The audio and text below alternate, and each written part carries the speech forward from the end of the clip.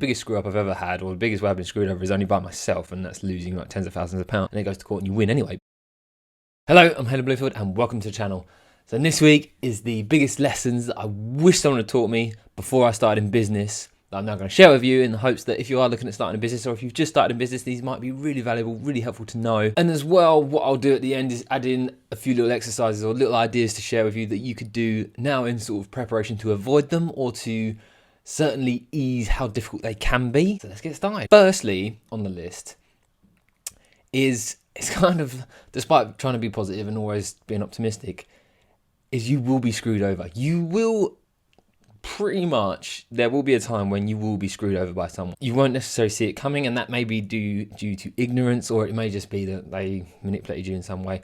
But this can be in a service provider or as clients, customers and such. Like when I started in business, I had this perception that being a good person, always striving to do a good job and always having pride in the work you do, means that you'll always have people that reflect that, and you'll have customers, clients that embody that. They'll think, yeah, they're great, it's wonderful, love the service. Well, in the context of my garden business, I thought they'd always be happy with the garden that we provided for them.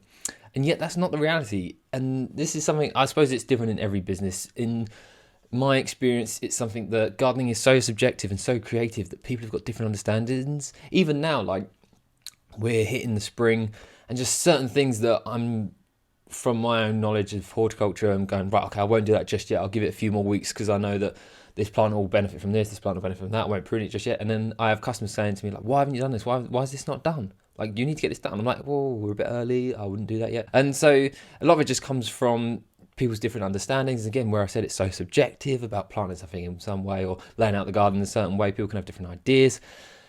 And this will no doubt apply to your business. Anything, especially anything creative. If you're going down the lines of like media, marketing, creating content for people, anything that is at all creative, you're going to have that struggle.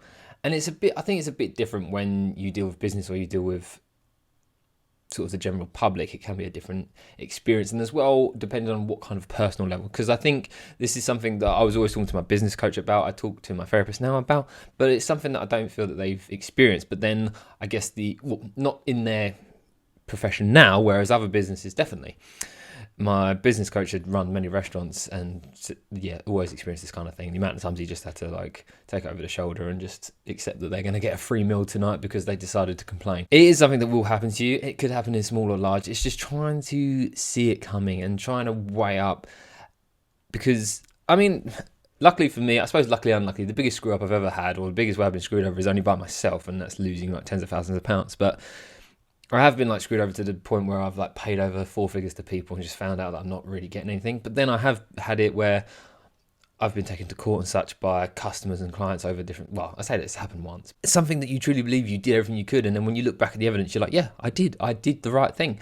And it goes to court and you win anyway. It will happen. Prepare for it. Don't sort of wake up every day panicking about it. And I think it's part of life in general. You will have times when you're screwed over, and you'll have different ups and downs with your friends, family, but just know that it's going to happen, and you can get past it, you can ride it out. And just the key thing is to take the lessons from it. Next lesson is invest money in the due diligence. So this is accountants, bookkeepers, HR, all these different things. And I cannot stress it enough, if you can get this done up front, the sooner the better. Because I started my business, and then all of a sudden later on down the line, it's like, oh, you need an accountant. And then it's a case of, oh, you need some software like Xero or whatever to go with it.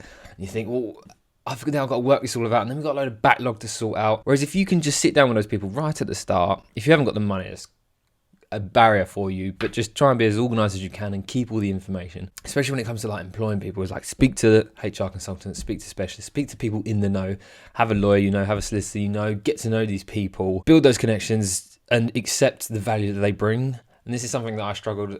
I did a bit of it, but now stepping back, I realised I could have done so much more with it. There was a lot of people that I was talking to in business that I was like steps above them, in the sense of like, oh yeah, I've already got this software that's helping me with accounting, I've got an accountant, all these sorts of things. And yeah, I had other people who were like, oh, I've never used an accountant, don't bother with that kind of thing, I do it all myself. And I'm like, how?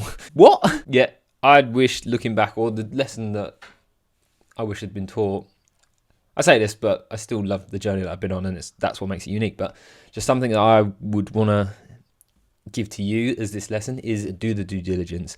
speak to HR, speak to bookkeepers, speak to accountants and advisors. Just get all that information that you can as much as possible. It will cost you. Feel expensive, but it's nowhere near as expensive as making the mistakes later down the line. You may be asking, well, how am I going to find these people? Where do I know? Like, how do I know a good accountant from a bad accountant? Where can I find this bookkeeper? All these people, I don't just have them in my contacts list, especially if you're new to business. You're going to be like, right, well, I've got my mate John. He's a brickie. And I've got another friend that works as a PA, whatever. That's the closest I've got to business. So if you haven't got these connections, then stick around to the end of the video, because as I go through the solutions, one key point will be how you actually get those solutions. But onto the third lesson which I'd been taught before I started in business. That is, hiring staff is the hardest thing you will be able to do. I did not realize how difficult it would be, and how difficult it is to just everything about it, in terms of taking people on, managing people, understanding human beings and just how different they all are, how challenging it can be, and just dealing, especially like in the context of my business in gardening, as you start to step away from the tools work, is then having these lines of communications with the client, your team members, and then as you start stepping away further, you've got someone in the office that's then communicating with the clients, communicating with the team, and then you have to step in with things and say, right, okay, I've got person in the office giving me a story, the client giving me a story, team giving me a story, and yes, a lot lines up, but there's errors and there's different misalignments that aren't working out, and it's trying to ascertain like who's right, who's wrong. And then from my own experience, I just got to gauge on that and be like, well, I know customers can be like this. I know that the amount of staff I've employed over the years, blah, blah, blah, blah. This is the kind of thing I can anticipate from people. And based on the person that I've employed and how long I've known them, it's such a challenge. And being able to retain staff members for a period of time, and it's different. And this is something that I ask as many different successful business owners as possible when it comes to hiring and retaining staff. And this is something that I've spent thousands of pounds trying to learn and upskill in, especially when it came to like coaching. It was always a main focus. And even in the most recent episode of Benevolent Business that is released today as I'm recording this, so it would have been like a few days ago, with Terry Lewis, is something that he's built a company where he's got tens and tens and tens of people working for him. And I really went into depth there about how did you build this company? How do you employ people? How do you retain them? Unfortunately, different industries will have different challenges, but it's something that anticipate that problem. I did not realize how difficult it would be. I just literally thought it would be a case of I take someone on, they do the job, brilliant, done. And I just keep scaling that up. I thought the hardest thing would be finding the work. Finding the work's easy. Finding the work is easy compared to building that team and keeping everybody on the same level and making sure everyone's happy. And that came with a lot of ignorance on my side. I suppose like not being employed myself, I didn't have any backlog of information to work on based around, well, this person managed me in this way, this person managed me in this way. I'd been employed for 3 months of my life. Very little experience in being managed myself, so I was managing, reading as many books as I could, going on different courses. The strange thing that I found is that going on courses, I was often able to give great advice to people on how to manage and lead and ameliorate different challenges, but something I always struggle with in my own team. We've got onto there the 3 big issues or big lessons I wish I'd been taught before I started in business. So now let's go on to the 3 solutions that you can work with and ideas that you can move forward with to avoid these and try and make them a little bit easier to deal with. Firstly, it may seem a bit counterintuitive and it may seem bizarre and it is incredibly time consuming, but vlog or blog your journey. Every lesson, like I just think if I'd started out vlogging or blogging X amount of years ago, when I started my business, if I went, yep, do you know what, I'm going to make a YouTube, not even the YouTube channel, I'm just going to put a video up each week of just my own journey, and it's going to be there for people who want to watch it, if they watch it, whatever, but it's just something that I will do. It doesn't have to be edited in any way, it can just be raw and uncut, but I want to build this over the course of time. The only reason I'm doing it is just to work on what I'm learning, think about my thinking, and look at my journey as it goes along, and it's stuff that I can come back to. And I haven't got to be clickbait with the titles. It's just a case of make the title based around something that I know, the key piece of information there that I can extrapolate. And if I want to go back and review, I can access that. Because as well, you'll probably find no doubt that with long-term consistency, if I'd started that way back when I was 21 and 25 now, like I'd have 4 or 5 years of that uploading that I can then build on. And then when I start to say, right, I now actually want to become a YouTuber, I'd already have a channel with a following that no doubt would have built over the years. But there's obviously that benefit to it. It can become a secondary income if you actually manage to monetize your YouTube channel. It's another way to bring in money. But the key thing that I want to try and leave you with on this point is that the amount of benefit you'll gain from just reflecting and getting your thoughts out there. It doesn't have to, like as I said, it can be vlogging, it can be blogging, but just writing it down and sharing it. I think there's a huge thing, if it's accessible to people, is it helps them find a bit of a connection with you, some empathy, some sympathy around the struggles, and just to attach themselves to your story. And if you can align that with your business in some way, it hasn't, like, the things are separate. Your company's your company, you are you, but if you can have this, you see so many successful business owners that have sort of done this in a way of like, I always talk about Stephen Bartlett, but like he's got his own personal brand, and then there was Social Chain, he stepped away from Social Chain, but by having Social Chain and himself building these coinciding with each other, he was able to bounce ideas between the two and be able to use each other's profiles to sort of levitate each other, and definitely cross over some of the skill sets in the team and all sorts to help build both at the same time.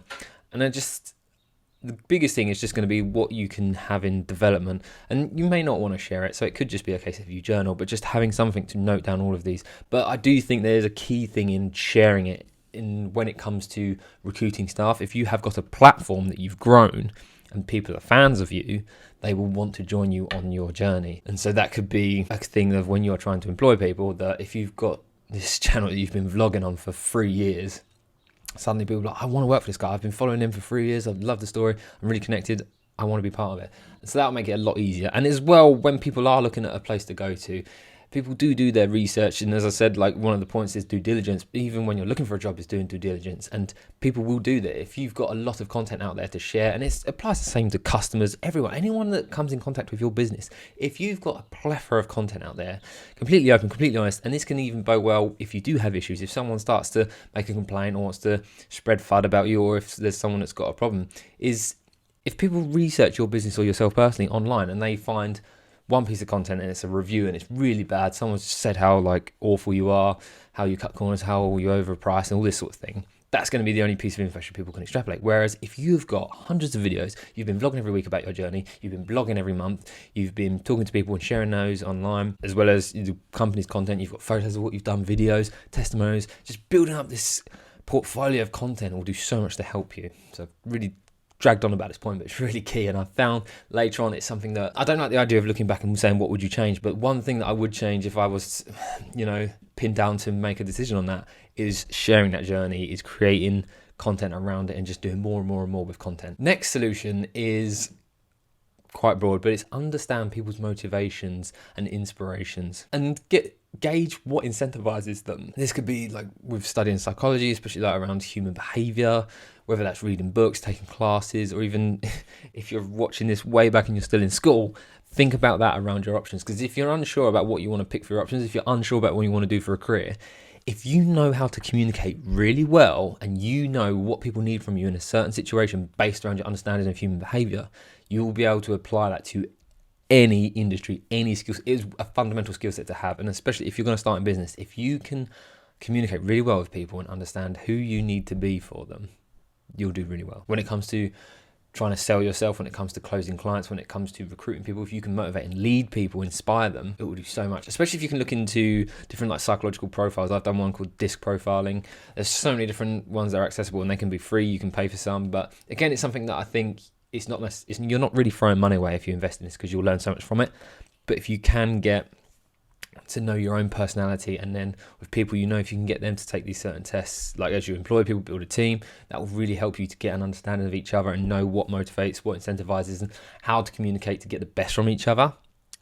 Because some people, you speak to a lot of business leaders that say that, some people need a good kick up the arse, they need something quite forceful, they need to be spoken to almost aggressively to get the point into them. They don't mind you being blunt, they don't mind you being almost cold-hearted. Whereas for other people, that would just be heartbreaking and they would be running out the door crying and would never come back.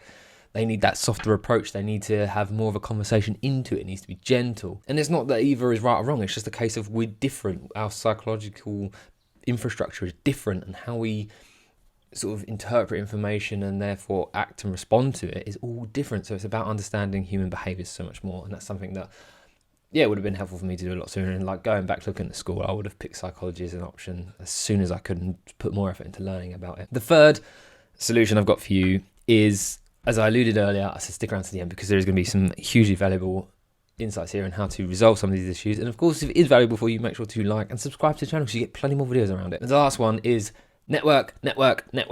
Business network, personal, like networking is so valuable, especially when you're starting out. And this is this thing that I would say I did really well, is when I first started my business, I just went to a network meeting just because I was invited to it. Went really well. I ended up joining, cost me like all the money I had, but it did so much for me to teach me the lessons I needed to learn in getting started in business, fundamentals of just like, oh, insurances and such, fundamentals. And this is where you'll meet accountants. This is where you'll meet bookkeepers, HR consultants, branding, marketing experts, business owners. How many people I've met in networking and being able to have a wonderful conversation and learn from them, it's just unbelievable. And it's something that I would advocate all of you to do as soon as you can. But even before you start your business, if you can just go along to some networking meetings and just get to know what's out there, what the opportunities are, and get to know some people, so that when you do start up, if you go out and network before you've even got a business idea, and by the time you come to start your business, you'll be like, well, I do know that accountant I spoke to, I do know that HR consultant, I do know that bookkeeper. Now I need to make sure I use their services and I trust them. I've got to know, I've had a couple coffees with them, had some lunches there and there. So I've gained a lot of value from there, and I can now give them some value back by being a paying customer. Networking is going to be so advantageous for you in your building your career, in building your business, and that's definitely a key solution. But I hope the video has been helpful. If you think there's anything I've missed, I mean, this is all just based around my own experience of what I do and what I've done. If there's anything else you think should be added to the bottom, of course, add it to the comments below, and make sure to like, subscribe to the channel, and I'll see you in the next one.